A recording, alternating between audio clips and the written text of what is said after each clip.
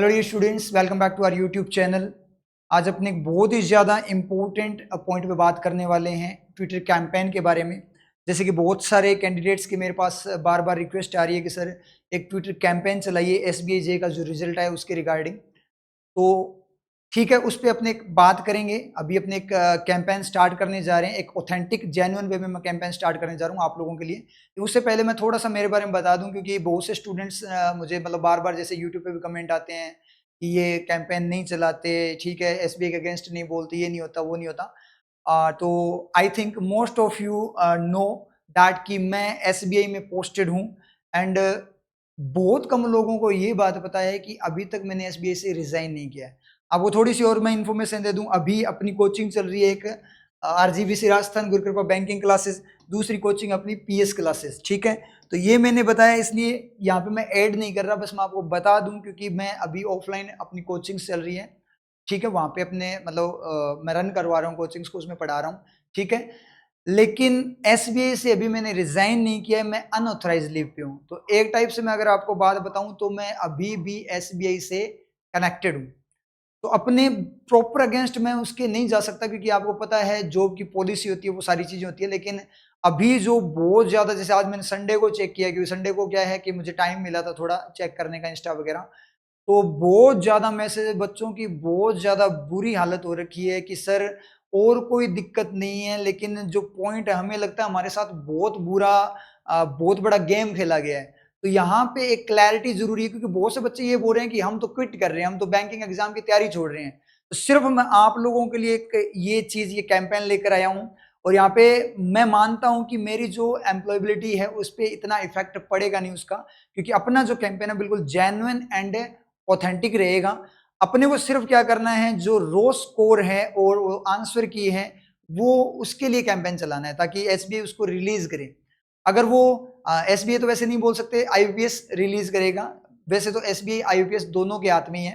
तो वो आंसर की क्या करें, यहाँ पे रिलीज करें, नॉर्मलाइजेशन वगैरह लगाया जो सारा का सारा आईयूपीएस के द्वारा लगाया गया, क्राइटेरिया फिट किया गया वो एसबीआई के द्वारा किया गया है, कि इन्होंने बोला कि हमारा इतना क्राइटेरिया रहना चाहिए। तो वो चीजें अगर अपने को पता लग जाए ना, तो अपने को पता लग जाए कि हाँ हम कहाँ पे गलत हैं, हमसे गलती हुई या नहीं हुई है। क्योंकि क्लैरिटी मिल जाएगी ना कि कुछ नेगेटिव है, हाँ यहाँ पे इन्होंने स्केलिंग बहुत बहुत खतरनाक वाली स्केलिंग की है, इस बार अलग ही लेवल की स्केलिंग की है। लेकिन उसमें भी अपने कुछ नहीं बोल सकते, क्योंकि अगर अपने बोले तो वो बात है कि जैसे 13,000 के राउंड ये इन्होंने कैंडिडेट्स को सिलेक्ट करना था। और मेंस में अगर अपने बात करें तो 1.5 लाख के राउंड अपने बात कर सकते हैं कैंडिडेट्स यहाँ पे अपीयर हुए। तो मैक्सिमम कैंडिडेट्स का यहाँ पे फेल होना निश्चित था। और यहाँ पे अगर अपने ये बोलें कि इन्होंने गड़बड़ की है, ये की है, वो की है, तो बैकलॉग भी इतना ज्यादा नहीं है, मतलब बहुत रेयर बैकलॉग दिया गया। बैकलॉग बहुत ज्यादा होता तो भी अपने बात कर सकते थे। तो इसका मतलब क्या है, सबको ऐसे लगता है कि मेरा नहीं हुआ, मेरा नहीं हुआ। बहुत सारे कैंडिडेट्स का हुआ है, जैसे कि मैंने आपको बताया था कि फ्रेशर्स का ज्यादा सिलेक्शन हुआ है, क्योंकि नेगेटिव स्केलिंग खतरनाक हुई है। और जो कैंडिडेट पहले से तैयारी करते हैं वो थोड़ी स्पीड के चक्कर में नेगेटिव कर देते हैं। तो पॉइंट यहाँ पे वो आता है। तो यहाँ पे अपने एक बात करें तो अपने जो डिमांड करेंगे वो करेंगे रो स्कोर हमारा क्या है, प्लस यहाँ पे अपने बात करें तो आंसर की है, आंसर की जो है उसकी अपने डिमांड करेंगे।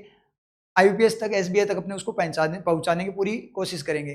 तो यहाँ पे देखो, जब मैं एक कैंपेन चला रहा हूँ रिस्क लेकर आप लोगों के लिए, तो एक प्रॉमिस आपने ने मुझे देना पड़ेगा। आप लोग है ना, देखो ये वो हो गया गिव एंड टेक वाला पॉइंट है। यहाँ पे अगर मैं यहाँ पे रिस्क ले रहा हूँ, इसका मतलब आपको भी अपनी तरफ से कुछ एफर्ट्स डालने पड़ेंगे। मैं बस आप लोगों से इतनी चीज चाहता हूँ कि आने वाले अपकमिंग एग्जाम्स हैं उसको आपने बिल्कुल सीरियस फॉर्म में उनके लिए उसके लिए तैयारी करनी है।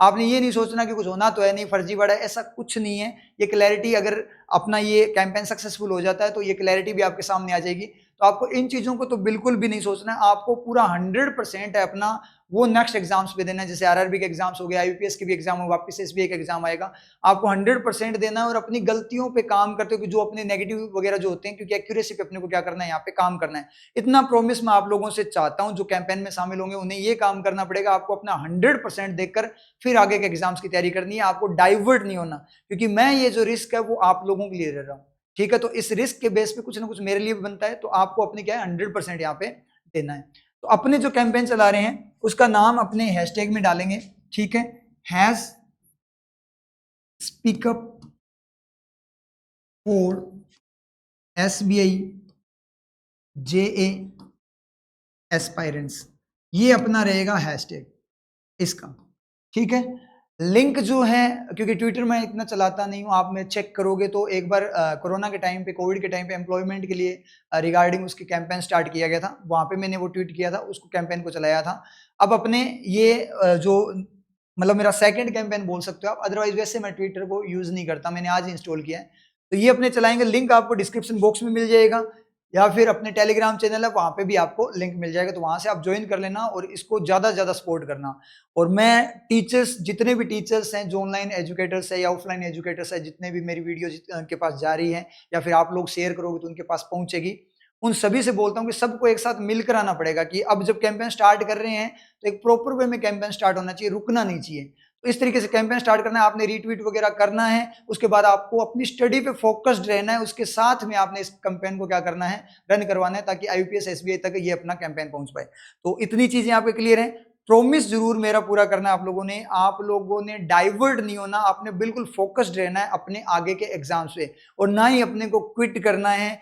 यहाँ पे अगर आईपीएस एसबी अपने कैंपेन को एक्सेप्ट करके आंसर की और रो स्कोर, जो कि बिल्कुल जेन्युइन चीज है, जो कि मतलब उसमें कोई दिक्कत या कोई इशू नहीं होना चाहिए, वो हो जाता है, तो आपको रियलिटी पता लग जाएगी रियल में ऐसा हुआ क्या। जिनका सिलेक्शन हुआ है उनके भी अपने देखने कितने नेगेटिव वगैरह, और आपके भी जो नेगेटिव वगैरह वो पता लग जाएंगे, तो अपने को एक टाइप से ना सेटिस्फेक्शन मिल जाएगा, ताकि आपके माइंड में जो नेगेटिविटी आ रखी है या फिर कंफ्यूजन क्रिएट हो रखा है या फिर बहुत अजीब सा माइंड हो रखा है कि आगे तैयारी करें ना करें, जो जो भी चीजें मतलब अपने बोल सकते हैं कि माइंड नेगेटिव वे में जो सोच रहा है, जो या हो सकता है जो मिस इंफॉर्मेशन जो जनरेट हो रखी है, जो ऑथेंटिक है नहीं, वो बाद की बातें हैं, वो सारी की सारी चीजें है वो क्लियर हो जाएगी।